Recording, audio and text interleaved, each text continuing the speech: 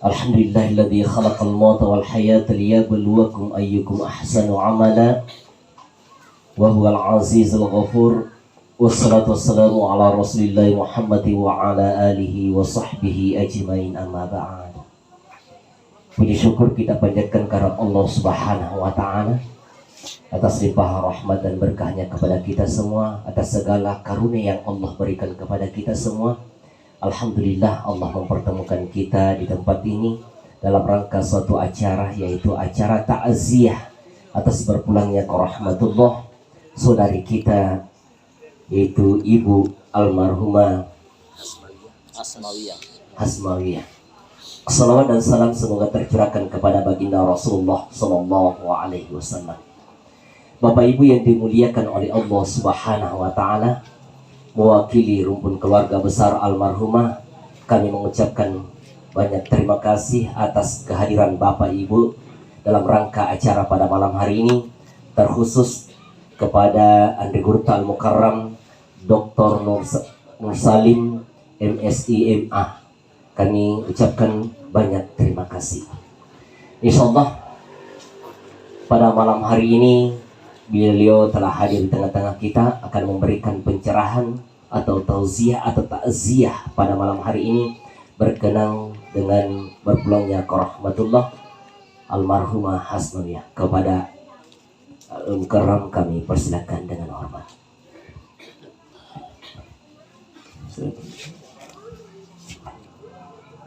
Bismillahirrahmanirrahim. Assalamualaikum warahmatullahi wabarakatuh. Waalaikumsalam warahmatullahi wabarakatuh. Sebelum saya melanjutkan ceramah takziah pada malam pertama atas berpulangnya ke rahmatullah keluarga kita atau orang tua kita, saudara kita almarhumah Hasmawiyah bin Mili Masta, mari kita bersama-sama mengirimkan surah Al-Fatihah kepada arwah almarhum Hasmawiyah. Mudah-mudahan dengan kehadiran kita, dengan berkat surah Al-Fatihah, Allah Subhanahu wa ta'ala memberikan pengampunan atas salah dan khilafnya selama hidup di dunia, dan diberikan tempat yang layak di sisi Allah Subhanahu wa ta'ala. Amin ya rabbal alamin. Ila arwah Hasmawiyah. Al-Fatihah. A'udzu billahi minasy syaithanir rajim. Bismillahirrahmanirrahim. Alhamdulillahi rabbil alamin. Ar-Rahmanir Rahim. Maliki yaumiddin. Iyyaka na'budu wa iyyaka nasta'in.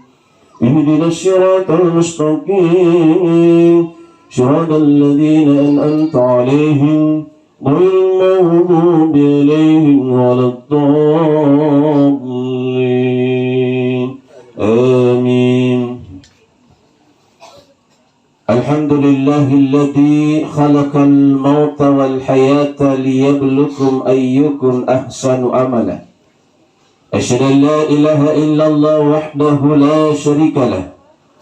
Wa asyhadu anna Muhammadan abduhu wa rasuluh. Allahumma shalli wa sallim ala sayyidina Muhammad wa ala alihi wa sahbihi ajmain, amma ba'd. Yang sama kita muliakan keluarga besar almarhum Hasmawiyah, yang sama kita muliakan tokoh agama, tokoh masyarakat, tokoh perempuan, hadirin wal hadirat yang sama-sama dimuliakan, dirahmati dan diberkati oleh Allah Subhanahu wa ta'ala. Pada hakikatnya manusia diciptakan oleh Allah Subhanahu wa ta'ala ada tujuannya. Apa tujuan kita diciptakan oleh Allah? Wa ma khalaqtul jinna wal insa illa liya'budu. Tidaklah kujadikan jin dan manusia hanya untuk liya'budu, menyembah kepada Allah Subhanahu wa ta'ala. Jemaah tasih yang sangat dimuliakan oleh Allah, begitu juga marilah senantiasa mencintai Rasulullah sallallahu alaihi wasallam dengan banyak memuji, Rasulullah Sallallahu Alaihi Wasallam, dengan mengikuti sunnah-sunnah Rasulullah dan banyak bersalawat kepada Rasulullah Sallallahu Alaihi Wasallam.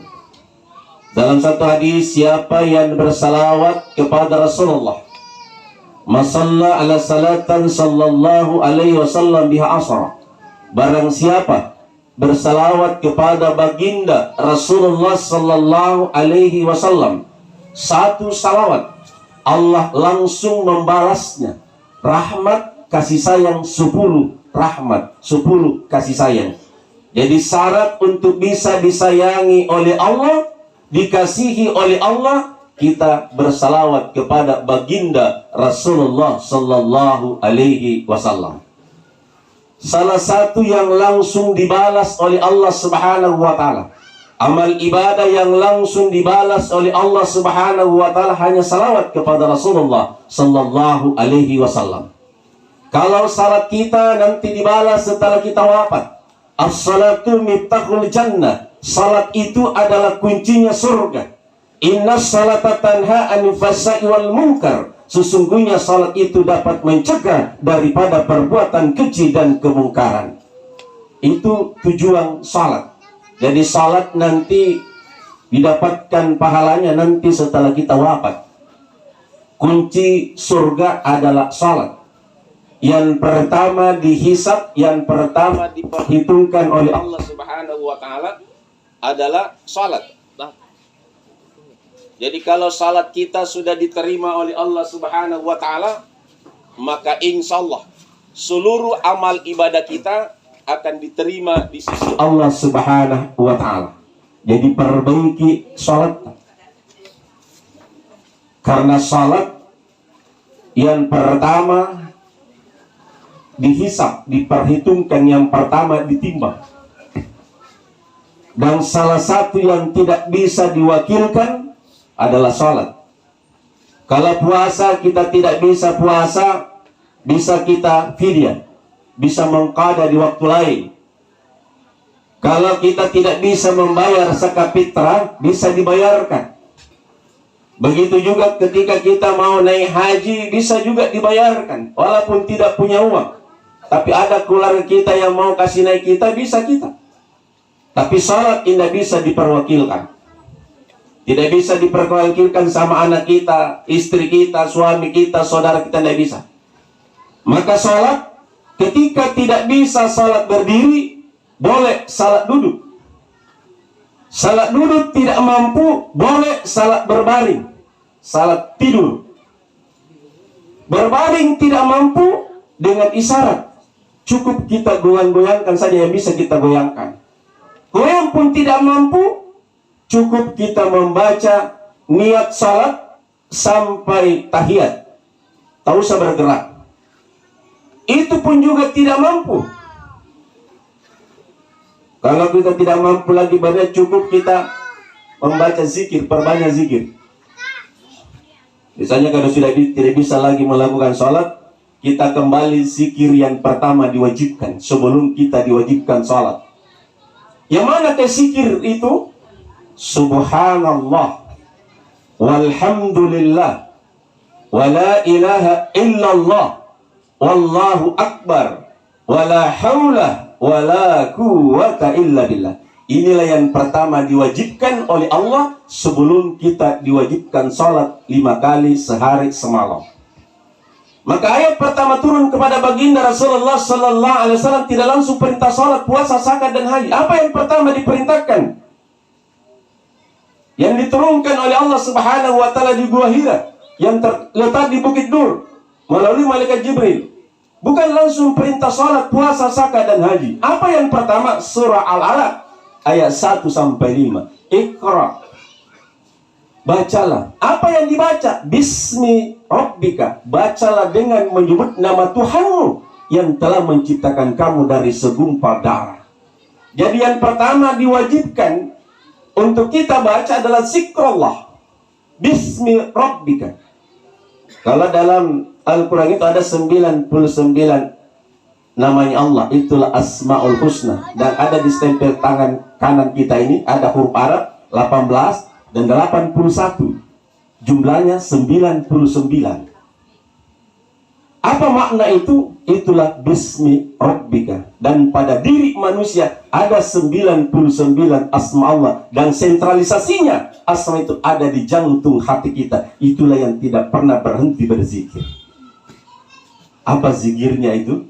Wallah, Allah, Allah. Ketika berhenti berzikir kepada Allah, inna lillahi wa inna ilaihi raji'un. Jadi itu yang tidak pernah berhenti berzikir itu adalah itu sesuai dengan nadi jantung kita. Jemaah yang sangat dimuliakan oleh Allah. Ini yang pertama. Siapakah yang pertama itu diperintahkan berzikir? Adalah malaikat. Malaikat ini pernah ketika dunia ini diciptakan oleh Allah Subhanahu wa taala, Allah memerintahkan memikul dunia ini pada malaikat. Ya, dunia ini dipikul oleh malaikat. Dan malaikat yang diperintahkan memikul itu merasa berat. Sehingga malaikat itu berucap. Apa ucapan yang diucapkan oleh malaikat? Subhanallah, Maha suci Engkau ya Allah. Dengan zikir, dengan membaca subhanallah, beban yang dibeban oleh malaikat itu merasa ringan. Apa makna yang bisa kita petik? Bahwa untuk meringankan beban yang ada di pundak kita, maka perbanyaklah membaca subhanallah, Maha suci Engkau ya Allah. Inilah zikir yang pertama terucap. Itulah zikirnya para malaikat. Setelah itu diciptakan Nabi Adam. Ketika Nabi Adam diciptakan oleh Allah Subhanahu wa taala dan ditiupkan roh ke dalam jasadnya Nabi Adam. Setelah sampai di matanya Nabi Adam dapat melihat. Setelah sampai turun di telinganya dapat mendengar, roh masuk di penciumannya dapat mencium. Setelah sampai roh di mulutnya Nabi Adam berucap. Apa ucapan yang pertama diucapkan Nabi Adam? Apa bang? Apa yang pertama diucapkan Nabi Adam ketika ditiupkan roh ke dalam jasadnya? Setelah sampai roh di mulutnya Nabi Adam, dia berucap. Apa ucapan yang diucapkan Nabi Adam? Ada yang pernah dengar, pernah baca? Adalah ucapan yang kedua setelah subhanallah, alhamdulillah. Dia bersyukur kepada Allah dengan penglihatan, dengan pendengaran, dengan penciuman, dengan dapat bicara.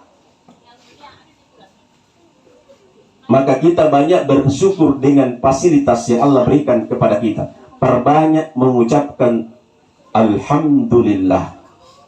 Maka selalu itu subhanallah walhamdulillah. Itulah zikir yang kedua.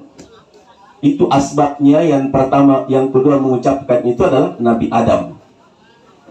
Setelah itu diciptakan Nabi Nuh alaihissalam. Nabi Nuh tidak langsung diperintahkan salat, puasa, zakat dan haji oleh Allah. Satu saja diwajibkan, diperintahkan kepada Nabi Nuh, yaitu mengucapkan kalimat tauhid yang ketiga, la ilaha illallah.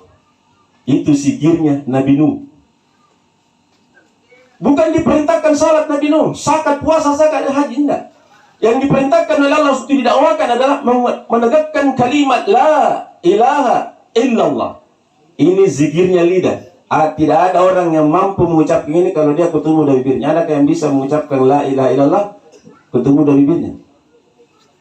Tidak ada, betul? Karena memang disiapkan ini itu lidah. La ilaha illallah, la ilaha illallah. Berapa huruf itu la ilaha illallah? Jaminannya surga. Man qala la ilaha illal akhirul kalami dakhatul jannah. Siapa yang mampu mengucapkan kalimat la ilaha illallah di akhir hidupnya, dakhatul jannah, langsung masuk surga. Jadi ada orang yang tidak diperiksa oleh mungkar dan nakir, tidak ditanya oleh mungkar dan nakir, dapat tiket khusus dari Allah, dakhatul jannah, langsung masuk surga, yang mampu mengucapkan di akhir hidupnya la ilaha illallah Muhammadur Rasulullah. Jemaah kasih yang sama dimuliakan oleh Allah. Inilah orang tua kita dulu, dia tarekat di situ. Berapa jumlah hurufnya ini? Itu kalau di satu kali kita ucapkan 7 lapis langit, 7 lapis bumi, itu lebih berat timbangannya. Kita ucapkan satu kali la ilaha illallah dengan 7 lapis langit dan 7 lapis bumi. Itu lebih berat timbangannya satu kali kita ucapkan. Inilah yang didakwakan Nabi Nuh. Tetapi apakah pada zaman Nabi Nuh ada yang beriman? Tidak ada yang beriman kepada Allah pada zaman Nabi Nuh. Termasuk istrinya Nabi Nuh dan anaknya Nabi Nuh yang bernama Kan'ah. Tidak ada yang beriman pada zaman Nabi Nuh. Tidak ada orang yang sehat jasmani dan rohaninya yang beriman kepada Allah pada zaman Nabi Nuh. Anaknya saja tidak beriman, istrinya Nabi Nuh, apalagi yang lain. Sehingga Nabi Nuh diperintahkan oleh Allah Subhanahu wa taala membuat perahu di atas gunung. Sami'na wa ata'na, langsung dilaksanakan tanpa bertanya kenapa buat perahu di atas gunung. Maka yang pertama berteriak bahwa Nabi Nuh sudah gila, anaknya bernama Kan'ah. Itu lihat Nabi Nuh sudah gila. Mungkin ketika kita hidup pada zaman Nabi Nuh, kita akan berkata Nabi Nuh sudah gila. Kenapa? Orang buat perahu di pinggir laut. Tidak masuk akal pemikiran kita. Orang buat perahu di atas gunung. Tapi kenapa Nabi Nuh lakukan? Karena perintah dari Allah Subhanahu wa ta'ala. Jamaah tasya yang sama dimuliakan oleh Allah. Maka setelah dia buat perahu itu, selesai perahu dibuat, yang pertama dipanggil naik di perahu itu adalah anaknya dan istrinya, tapi tidak mau. Sehingga Nabi Nuh diperintahkan oleh Allah untuk mengambil binatang berpasang-pasangan. Itu dibawa nak di perahunya Nabi Nuh.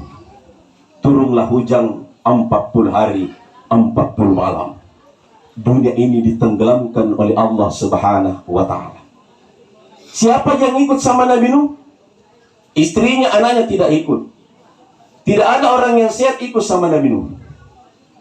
Yang ikut sama Nabi Nuh yang beriman hanya orang buta, orang tuli, orang bisu, orang lumpuh, dan orang yang berpenyakit kusta yang rusak kulitnya. Itulah yang beriman, dan itulah yang selamat. Jangan heran kalau penyakit yang kita derita, kalau bukan buta, tuli, bisu, lumpuh, rusak kulit, karena itulah yang selamat. Tetapi dengan izin Allah Subhanahu wa ta'ala, keajaiban yang diberikan, kemujizatan yang diberikan Nabi Nuh, dengan kalimat la ilaha illallah, orang yang bisu dapat bicara. Dengan kalimat la ilaha illallah, orang yang tuli dapat mendengar. Dengan kalimat la ilaha illallah, orang yang buta dapat melihat. Dengan kalimat la ilaha illallah, orang yang lumpuh dapat berjalan. Dengan kalimat la ilaha illallah, orang yang rusak kulitnya sembuh dari penyakit kulitnya. Jemaah kasih yang sangat dimuliakan oleh Allah. Itulah hakikat setelah subhanallah, walhamdulillah, wala ilaha illallah. Setelah itu diciptakan Nabi Ibrahim. Pada zaman Nabi Ibrahim tidak ada juga yang beriman kepada Allah Subhanahu wa ta'ala. Yang disembah penduduk Mekah pada zaman Nabi Ibrahim bukan menyembah Allah, tapi menyembah patung. Berapa patung yang disembah penduduk Mekah? 360 patung. Setiap hari satu Tuhan. Dalam 12 bulan 1 tahun 360 hari bahwa Tuhan yang disembah 360 Tuhan. Datang Nabi Ibrahim menghancurkan berhala itu, maka Nabi Ibrahim harus dihukum mati. Maka Nabi Ibrahim dibakar hidup-hidup oleh Raja Namrud. Tetapi dengan izin Allah Subhanahu wa ta'ala. Apakah Nabi Ibrahim terbakar? Tidak. Ada pertolongan. Kul ya narukuni bardan wasalaman ala Ibrahim. Katakanlah, hai api, menjadi dinginlah kamu atas keselamatan Nabi Ibrahim. Ini doa, Bu.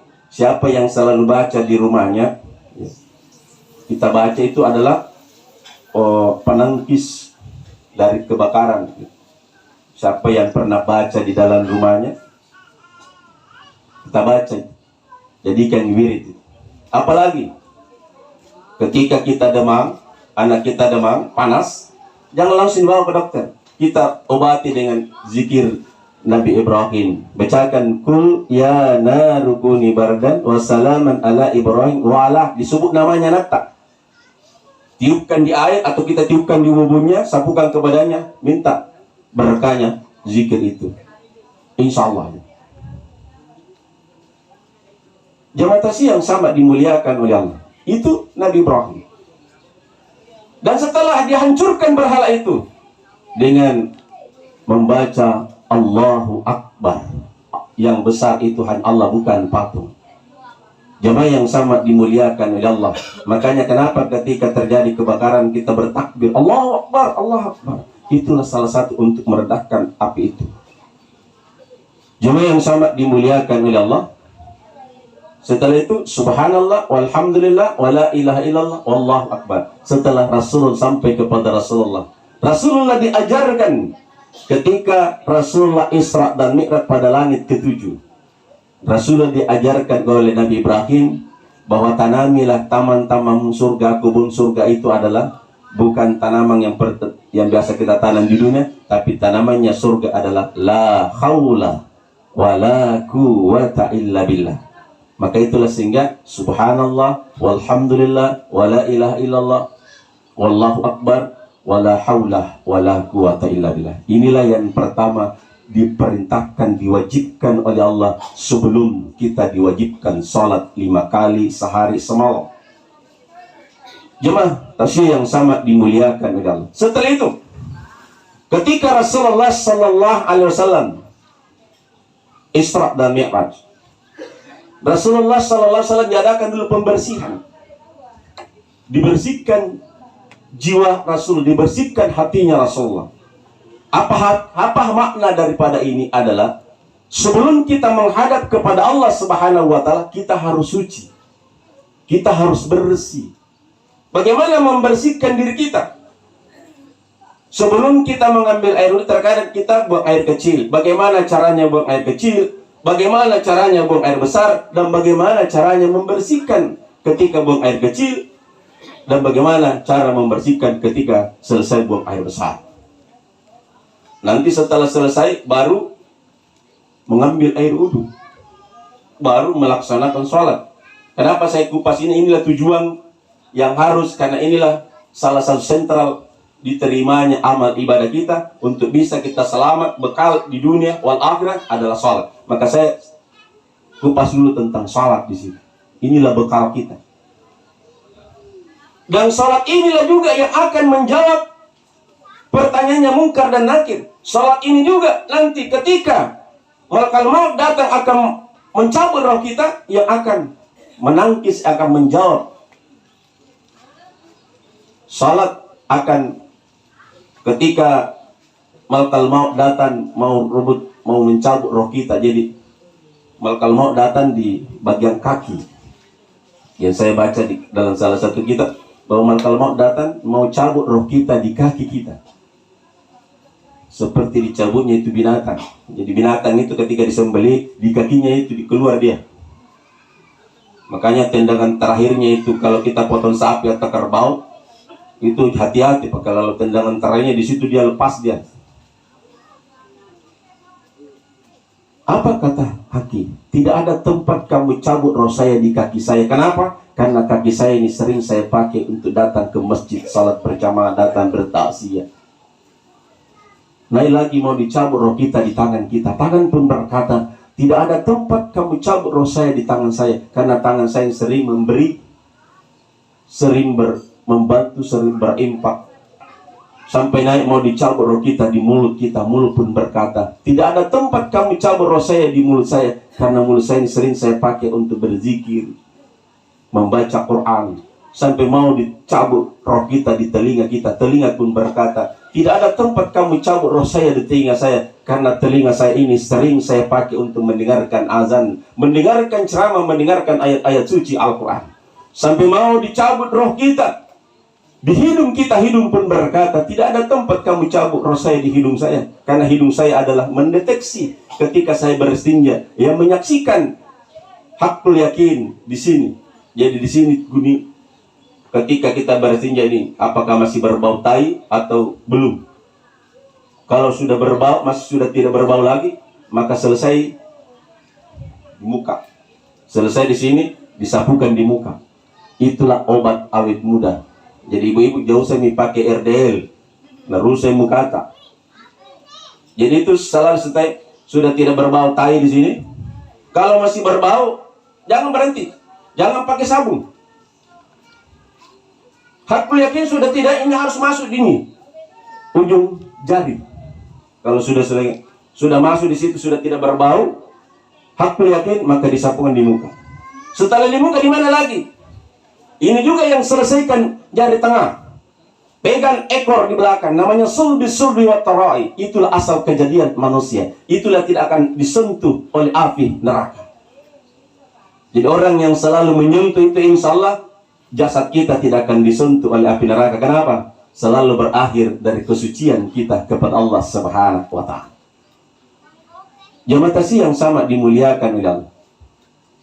Jadi ketika kita buang air, ketika kita bersuci, setelah selesai buang air besar, dalam pikiran cuma 3 saja diajarkan. Pertama, hilangkan bendanya, tainya kalau kasarnya. Kedua, licingnya. Kalau masih licin, belum bersih. Setelah licinnya sudah selesai, sudah tidak licin lagi, baunya harus di sini, harus dihidup. Maka ini jangan panjang kukunya di sini, karena tinggal gara-gara tainya di sini. Karena bau tai turut ini tangan, mengapa tidak? Karena tinggal tainya di situ. Maka ini tidak boleh panjang kuku di sini, karena bisa menyebabkan tidak bersih ketika kita beristinja. Oh, sudah tidak berbau. Itu hakul yakin sudah tidak berbau. Maka di situ tadi sapukan. Siapa yang menjaga ini, tidak ada yang bisa cium ketika kita nanti wafat. Tidak ada yang bisa cium jasad kita, karena kita sendiri tidak pernah mencium diri kita. Jamaah tasih yang sama dimuliakan oleh Allah. Baru itu kita melaksanakan berambil pakaian yang bersih, yang mau dipakai, berambil air wudhu. Setelah mengambil air wudhu baru kita berpakaian. Pakaian yang dipakai untuk menghadap kepada Allah harus kita tahu. Ini sarung dari mana sumbernya. Kalau pakai celana dalam dari mana? Bajunya, semua yang melekat, aksesor, ada cincin, ada jam tangan, ada kacamata, semua yang melekat harus tahu dari mana sumbernya. Kalau ada yang subhat, jangan kita pakai. Karena itulah yang menyebabkan tidak diterimanya amal ibadah kita kepada Allah Subhanahu wa ta'ala. Kenapa? Ada yang haram melekat pada diri kita. Maka kenapa orang tua dulu ketika ada hasil panennya, itu yang pertama dibelikan adalah pakaian sholat. Kenapa? Ini harus suci. Apa artinya bagus bacaan kita tapi tidak diterima? Kenapa? Ada yang tidak bersih, yang ada melekat pada diri kita. Begitu juga ketika buang air kecil. Itu biasa anak muda sembarang, saya biasa anak kencing. Ada tiang listrik juga kencing, ada sembarang ada. Kalau lantas dia tidak saya tidak terima sembahyangnya. Kenapa? Tidak bersih. Ada etikanya. Ketika buang air kecil harus jongkok. Kalau darurat bisa juga berdiri, tapi harus ketika mau bersihkan harus jongkok. Dan ketika itu dalam sunnah Nabi harus diurut kantong-kantong kencing kita. Setelah diurut harus berdahak 3 kali. Kenapa harus berdahak? Kalau ada yang tinggal di kantong kencing kita, dia akan keluar, terpercik keluar. Baru kita bersihkan. Biasanya kita kalau sudah 40 tahun ke atas begitu, setelah buang air kecil sudah bersihkan, berdiri, keluar lagi sedikit. Pakai celana dalam, karena celana dalam dipakai salat dan terima. Karena parui. Ini yang harus kita jaga. Kenapa? Allah Maha Kudus, hanya menerima yang suci. Maka kita harus suci sebelum menghadap kepada yang suci. Maka yang pertama tadi harus perbaiki ketika buang air kecil, ketika buang air besar, cara mensucikannya sampai kita berpakaian. Dan setelah kita melaksanakan salat, 3 saja yang kita harus jaga di dalam salat. Yang pertama ketika takbiratul ihram. Inilah yang mengantar menembus langit pertama sampai langit ketujuh, menghadap kepada Allah sampai ke Sidratul Muntaha.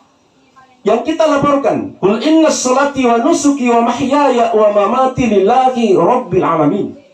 Katakanlah, sesungguhnya salatku, ibadahku, hidupku, dan matiku hanya untuk Allah semata. Itu kita laporkan 5 kali sehari semalam. Saya siap hidup ya Allah, dan saya siap mati. Setelah itu, yang kedua yang harus kita jaga ketika membaca surah Al-Fatihah, perbaiki bacaan surah Al-Fatihah. Jangan terburu-buru ketika membaca surah Al-Fatihah, terkhusus ketika membaca iyyaka na'budu wa iyyaka nasta'in. Hanya Engkau yang kami sembah, dan hanya Engkau kami mohon pertolongan. Jamaah tasih yang sangat dimuliakan oleh Allah, tempat memohon ketika selesai salat dan kita membaca surah Al-Fatihah, ketika membaca iyyaka na'budu wa iyyaka nasta'in, wa iyyaka nasta'in, berhenti di situ. Apa kita minta? Pertama, kita minta berikan kami kesehatan jasmani dan kesehatan rohani. Jangan langsung kekayaan kita minta, sehat dulu. Baru yang kedua diminta, cukupkan rezekiku ya Allah, bukan tambah. Beda tambah dengan cukup. Kalau cukup berarti tidak tambah lagi. Jadi yang kita minta, cukupkan rezekiku ya Allah, bukan tambahkan. Cukupkan rezekiku ya Allah. Dan yang ketiga yang selalu kita minta adalah, matikan saya dalam husnul khatimah, mampu mengucapkan di akhir hidup saya la ilaha illallah Muhammad Rasulullah. Jemaah yang sangat dimuliakan oleh Allah.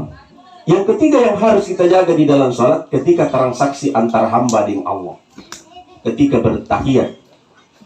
Jadi 3 saja kita jaga, takbirnya, fatihahnya, dan tahiyatnya. Ini gambaran tahiyat kita ketika Rasulullah Sallallahu Alaihi Wasallam ketika Isra dan Mi'raj menghadap kepada Allah. Bagaimana etikanya Rasulullah menghadap kepada Sidratul Muntaha? Rasulullah tidak berdiri, tidak juga dalam posisi ruku, juga tidak dalam posisi sujud, juga tidak dalam posisi duduk. Bagaimana posisi Rasulullah menghadap kepada Allah? Dalam posisi bertahiyat. Dan ketika Rasulullah Sallallahu Alaihi Wasallam pertama dia menghadap, tidak disambut oleh Allah, karena dia beri salam seperti salam orang ketemu, assalamualaikum. Kenapa Allah tidak digubris gitu? Maka dia tanya kepada Jibril, maka salamnya bukan itu. Maka diulangi, diajarkan salam, at-tayyatul mubarakatus salawatut tayyibatu lillah. Baru dijawab oleh Allah, assalamu alayka ayyuhan nabi wa rahmatullahi wa barakatuh. Itu jawabnya Allah. Keselamatan atas wahai Nabi, dirahmati dan diberkati oleh Allah. Rasulullah sudah dijamin oleh Allah, dirahmati dan diberkati oleh Allah. Tapi Rasulullah tidak mau selamat sendiri dan diberkati sendiri. Sehingga Rasulullah yang dia ingat kita, bukan istrinya yang diingat, bukan orang tuanya yang diingat, bukan anaknya, bukan cucunya yang diingat. Tapi kita dijawablah salamnya oleh Allah, assalamu alayna wa ala ibadillahi sholihin. Keselamatan atas orang-orang yang mengerjakan amal soleh. Itu yang selamat bersama Rasulullah SAW. Kita lindungi umatnya. Maka seluruh malaikat yang menyaksikan di aras mengucapkan, asyhadu an la ilaha illallah wa asyhadu anna Muhammad dan Rasulullah. Sampai di situ tahiyatnya sih. Yang mengucapkan itu ada dialog antara Rasulullah dengan Allah dan dipersaksikan oleh para malaikat di aras. Itulah persaksiannya para malaikat dengan mengucapkan asyhadu an la ilaha illallah wa asyhadu anna Muhammad dan Rasulullah. Jemaah yang sangat dimuliakan oleh Allah, inilah yang harus kita jaga di dalam salat kita. Untuk kehusuan salat kita adalah takbirnya kita perbaiki, fatihahnya kita perbaiki, dan tahiyatnya kita perbaiki. Insya Allah termasuk khusyuklah ibadah salat kita sebagai orang awam. Ketiga ini kita jaga di dalam salat kita. Jamaah tasih yang sama dimuliakan oleh Allah. Inilah bekal yang pertama. Apa lagi bekal yang harus kita supaya kita bisa mendapatkan jaminan dari Rasulullah? Adalah salawat kepada Rasulullah Sallallahu Alaihi Wasallam. Perbanyak salawat kita kepada Rasulullah. Salah satu yang Allah perintahkan dan Allah sendiri lakukan tidak lain hanya salawat. Innallaha wa malaikatahu yusalluna 'alan nabi ya ayyuhalladzina amanu sallu 'alaihi wa sallimu taslima. Sesungguhnya Allah dan para malaikatnya bersalawat kepada Rasulullah sallallahu alaihi wasallam. Ya ayyuhalladzina amanu sallu 'alaihi wa sallimu taslima. Hai orang-orang yang beriman. Tidak dikatakan ya ayyuhal Islam, ya ayyuhan nas, ya ayyuhal kafirun, ya ayyuhal munafiqun. Tidak. Yang dipanggil ya ayyuhalladzina amanu. Hai orang-orang yang beriman. Kita disuruh bersalawat kepada Rasulullah sallallahu alaihi wasallam. Inilah dengan salawat kita akan mendapatkan jaminan syafaatnya Rasulullah. Siapa yang membaca Allahumma salli ala Sayyidina Muhammad wa ala ali Sayyidina Muhammad, Rasul akan menuntun kita. Rasul akan menjaga kita ketika ditanya oleh mungkar dan nakir. Dan ketika ada Rasulullah di samping kita ketika kita ditanya mungkar dan nakir, segam. Apalagi Rasul akan menunggu kita di titian Siratal Mustaqim. Rasul akan menuntun kita, orang yang pernah bersalawat kepada Rasulullah, melewati titian Siratal Mustaqim. Yang ketiga, Rasul akan menunggu kita, akan memberikan telaga air di telaga Al-Kautsar, di Padang Mahsyar. Yang ketiga, kita minum tidak akan pernah haus. Dan yang lima adalah Rasul akan menuntun kita masuk ke dalam surga kenikmatannya Allah Subhanahu wa ta'ala. Jamaah kasih yang sama dimuliakan oleh betapa cinta Rasulullah kepada kita sebagai umatnya. Kuncinya perbanyak salawat kepada Rasulullah sallallahu alaihi wasallam. Tidak diterima suatu ibadah, tidak diterima salat Jumat kalau hati tidak bersalawat kepada Rasulullah. Tidak sah salat Maid kalau orang yang salati tidak bersalawat kepada Rasulullah sallallahu alaihi wasallam. Jamaah yang sama dimuliakan, kenapa bersalawat? Salat ini masuk dalam rukunnya. Jadi kalau ada orang khutbah baru tidak salawat, tidak sah itu salat Jumat. Begitu juga di dalam salat Maid, karena di dalam salat Maid itu rukunnya adalah salawat kepada Rasulullah sallallahu alaihi wasallam. Maka kuncinya, mari perbanyak salawat kepada Rasulullah sallallahu alaihi wasallam. Yang terakhir, persiapkan belajar mati sebelum mati. Salatlah sebelum kita disalati. Tadi salat sudah dijelaskan, sekarang persiapan mati, belajar mati sebelum mati itu ada di tidur. Tidur itu adalah mati subra, mati kecil. Maka disinilah kita belajar mati seperti yang diajarkan Rasulullah sallallahu alaihi wasallam kepada istrinya Siti Aisyah. Wahai istriku Aisyah, sebelum kamu mati, hatamkan Al-Quran 30 juz. Bisa bu? 30 juz? Sama di pertanyaannya, jawabannya Siti Aisyah, tidak bisa ya, harus 30 juz. Jangankan 30 juz, 1 juz saya tidak bisa. Tidak tidur gitu. Itu saja Ramadan 1 juz 1 hari, itu pun juga selesai salat dibaca lagi. Itu terkadang juga 1 hari tidak selesai kita baca 1 juz. Ini 1 juz sebelum tidur, tidak tidur gitu.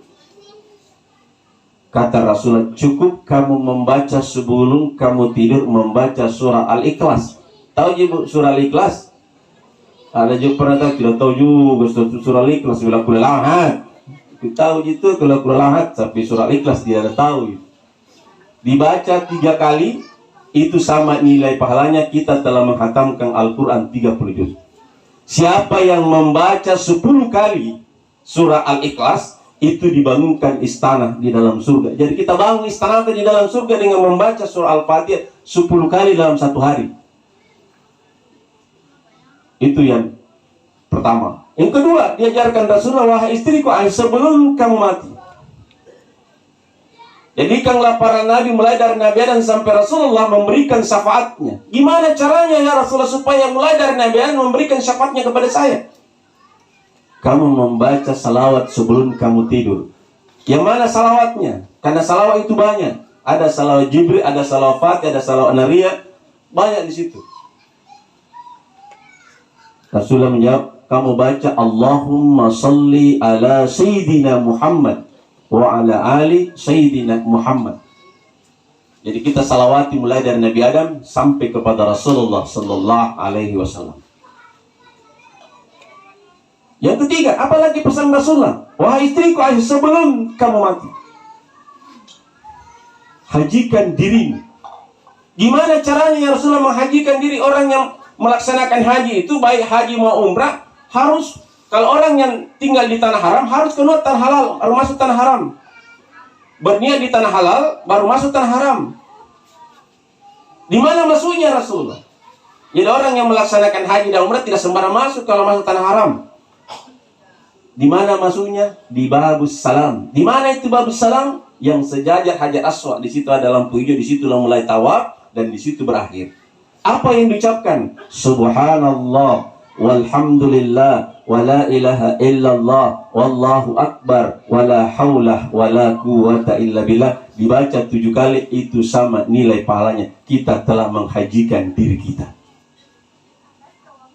Jabatan siang sama dimuliakan oleh Allah. Setelah itu apa lagi? Jadikanlah semua para kaum muslimin dan muslimat untuk memberikan ridhonya, memberikan maafnya kepada kita sebelum kita mati. Gimana caranya? Kita harus datangi rumah satu persatu, dicari orang yang pernah kita sakiti. Kata Rasulullah, cukup kamu membaca Astaghfirullahaladzim wa atubu ilaih. 3 kali itu akan memberikan semua ridhonya kaum muslimin dan muslimat. Kelima adalah pastikan diri kita tercatat nama kita sebagai penghuni surga. Ada tempat kita di surga. Ibu, ada mi tempat di surga? Ada mi tercatat mi nama di situ. Jadi kalau mati sebentar, bapak-bapak ada mi? Ada mi? Apa buktinya? Ada kita bukti ketika kita masuk di situ, maki masuk surga. Bagaimana buktinya kamu masuk surga? Apa hakmu masuk surga? Lebih di mana kamu harus masuk? Jadi kita akan diberikan tiket oleh Allah Subhanahu wa taala. Apa tiketnya? Supaya ada, tadi salah satunya membuat istana di dalam surga, bikin kuncinya adalah salat. Apalagi?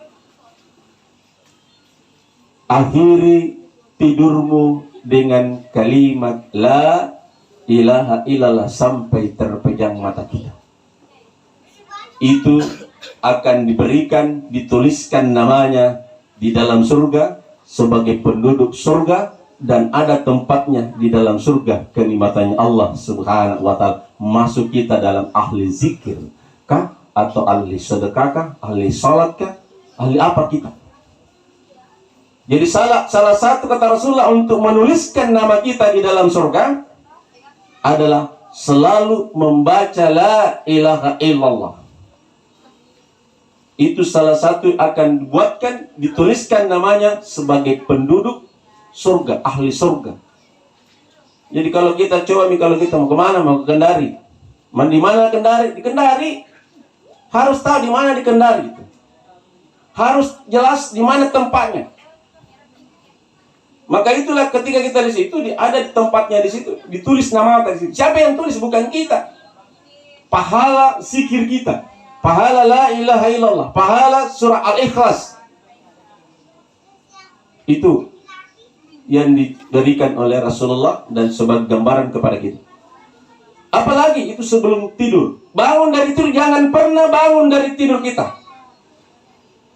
Jangan pernah kalau kita tidur kanan, tidur kiri. Bagaimana caranya bangun? Ibu, bagaimana caranya bangun? Kalau bangun kita tidur, kalau kita miring kanan atau miring kiri, bagaimana caranya bangun? miring kiri, miring kanan. Jadi kalau kita miring kanan atau miring kiri, kita hadapkan wajah kita, luruskan badan kita menghadap ke aras. Jangan langsung bangun. Disuruh dulu berzikir. Apa zikir yang diperintahkan oleh Rasulullah?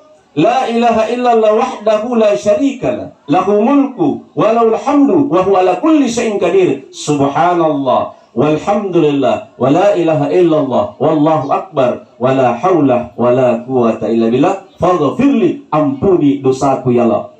Maka seluruh dosa-dosa kita yang telah dihapus oleh Allah Subhanahu wa taala sebelum kita bangun dari tidur kita.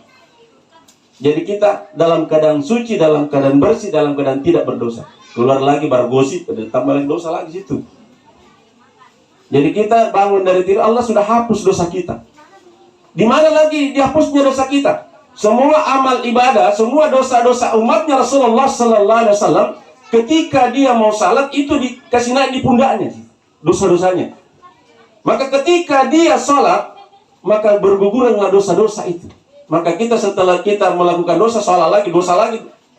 Tidak pernah berhenti berdosa, tapi disitulah juga kita harus menghapusnya dengan amal ibadah, dengan air wudhu, dengan salat, dengan ibadah kepada Allah Subhanahu wa taala. Insya Allah kita kembali kepada Allah, kita mati, kita mohon kepada Allah, mati dalam keadaan salatkah, mati dalam keadaan zikirkah, mati dalam keadaan membaca Quran.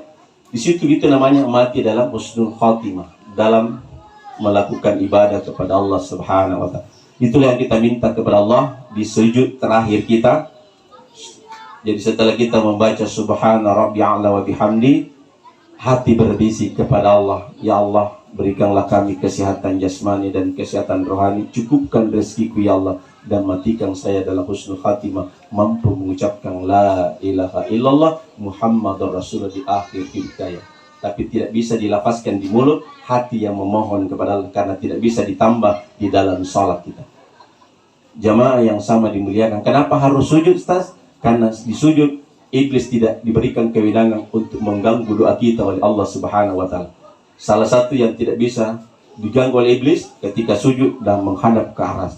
Kalau depan, belakang, kanan dan kiri itu diberikan kewenangan iblis untuk mengganggu, menghalangi doa-doa kita kepada Allah Subhanahu wa taala. Mudah-mudahan kita termasuk orang yang mendapat rahmat hidayah dari Allah Subhanahu wa taala, mati dalam husnul khatimah, mati dalam mengucapkan la ilaha illallah Muhammad dan Rasulullah di penghujung hidup kita.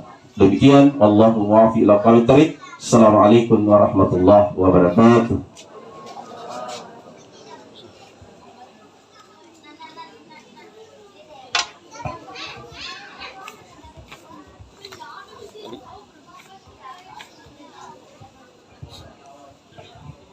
Baik, kembali kita memohon di penghujung acara ini kembali menadahkan tangan dan hati kita ke hadirat Allah Subhanahu wa taala. Mudah-mudahan dengan kehadiran kita 40 mengaminkan mendoakan almarhum insyaallah akan dijabah oleh Allah Subhanahu wa taala. Amin ya rabbal alamin. Ila Al-Fatihah. A'udzubillahi minasyaitonir rajim. Bismillahirrahmanirrahim. Alhamdulillahi rabbil alamin. Ar-Rahmanir Rahim. Maliki yaumiddin. Iyyaka na'budu wa iyyaka nasta'in. Ihdinas siratal mustaqim. Shiratal ladzina an'amta 'alaihim ghairil maghdubi 'alaihim waladdallin. Amin. Allahumma amin. Alhamdulillahi rabbil alamin. Hamdan hamidin, hamdan syakirin, hamdan yuwafi ni'ma wa yukafi mazida. Ya Rabbana lakal hamdu kama yanbaghi li jalalika wa azimi sultan. Allahumma salli ala sayyidina Muhammad wa ala ali sayyidina Muhammad. Allahumma rabbana taqabbal minna wa taqabbal du'ana innaka antas samiul alim wa tub alaina innaka antat tawwabur rahim. Allahumma aftah lana abwaabal khair, abwaabun ni'mah, abwaabus sihah, abwaabul quwwah, abwaabus salamati minal balai jinni wal ins sayyatin. Rizqan halalan thayyiban hasian mubarakan. Allahumma nas'aluka salamatan fid din wa dunya wal akhirah wa tawbatan fil jasadin wa syahadatan fil ilmi wa barakatan fil rizqi wa tawbatan qabla al-maut wa rahmatan indal maut wa maghfiratan ba'dal maut. Allahumma hawil ala nabi sakatil maut wa najatuna indal lisan. Allahumma rabbana zalamna anfusana وإن لم تغفر لنا وترحمنا لنكونن من الخاسرين اللهم أنت ربي لا إله إلا أنت سبحانك إنا كنا من الظالمين ربنا آتنا في الدنيا حسنة وفي الآخرة حسنة وقنا عذاب النار وقنا عذاب النار وقنا عذاب النار سبحانك ربك رب العزة عما يصفون وسلام على المرسلين الحمد لله رب العالمين السلام عليكم ورحمة الله وبركاته. Waalaikumsalam warahmatullahi wabarakatuh.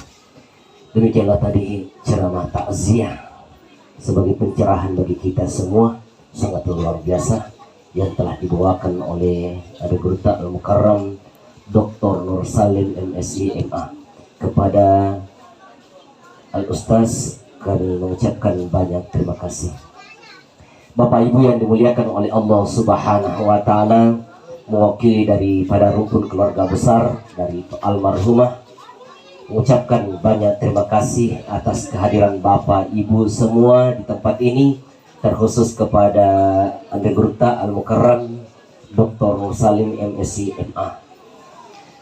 Kembali mengundang Bapak Ibu untuk hadir bersama-sama insyaallah besok malam pada acara yang sama